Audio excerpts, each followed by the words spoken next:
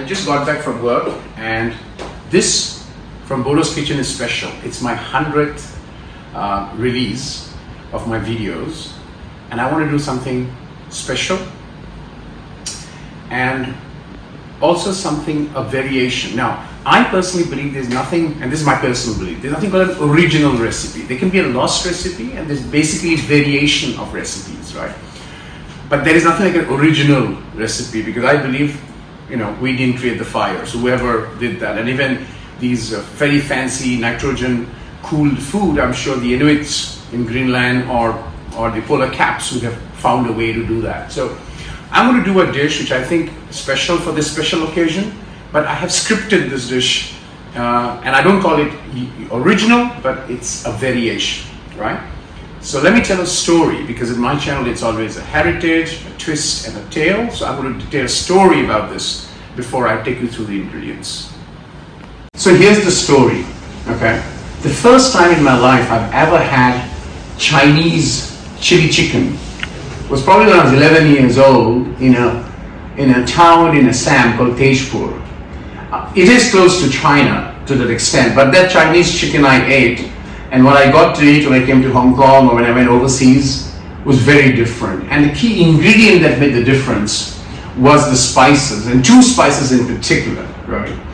One was the peppercorn, the Szechuan or the Szechuan peppercorn, and the other one is the Szechuan, what I call bell pepper chili, right? It shapes like a bell pepper. That I figured out as I got my interest in cooking. The only thing that was used in that chili chicken, Chinese chili chicken, probably why it was called Chinese, was soya sauce. And soya sauce was all very common in India those days, right?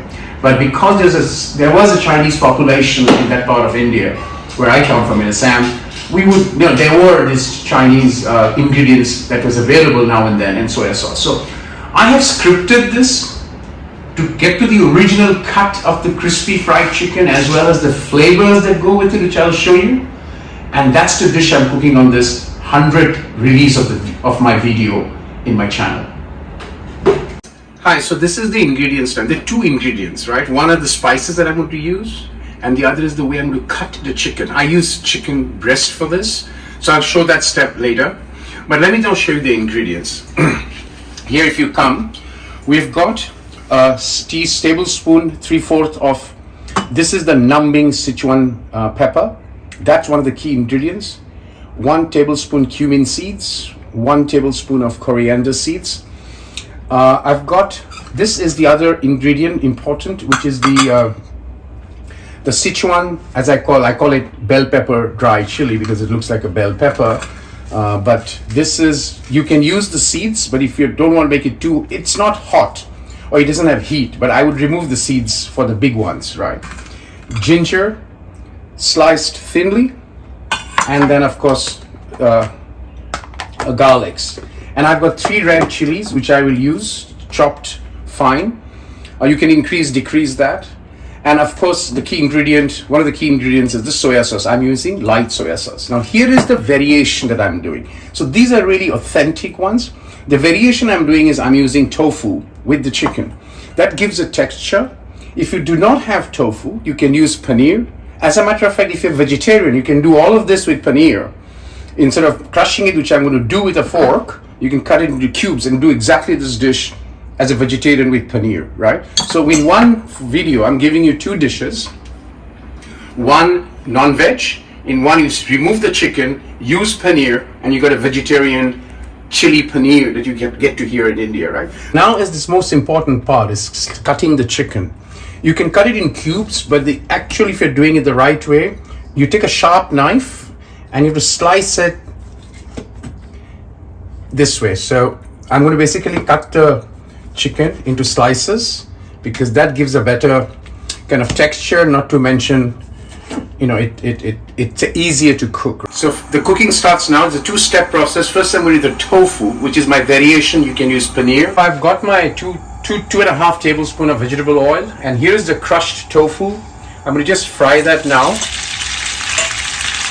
I'm going to fry this. At this stage, I'm going to add, I've got my light soya sauce in this. Remember, the trick is, whenever you are doing cooking with soya sauce, it is always preferable to add salt at the end because the soya sauce per se is salty. So I've added about 1 tablespoon of the soya sauce to it, and I'm going to basically dry fry this till the water soaks up. Alright, so I've got my pan heated up. I'll add another kind of 3 tablespoons of oil, again vegetable oil. And this is the stage 2 of the cooking. So I've cooked my tofu, as you can see. I'm just letting it cool down. Don't cover it. Alright, so the oil is really hot. I'm going to add all these dry kind of whole spices in there, and I'm going to basically fry them out. And this is kind of, the most important part is the chili and the garlic. So once this is kind of sizzling, at this stage I'm going to add the chopped chili, the chopped red chili. You can use green chili, you can remove the seeds if you don't want the heat. And at this stage I'm going to add, the garlic is the key, so 2 tablespoon heaps of garlic, right? And I'm going to lower the flame a bit. I'll cook the garlic and the spices, and you can already feel the aroma coming out.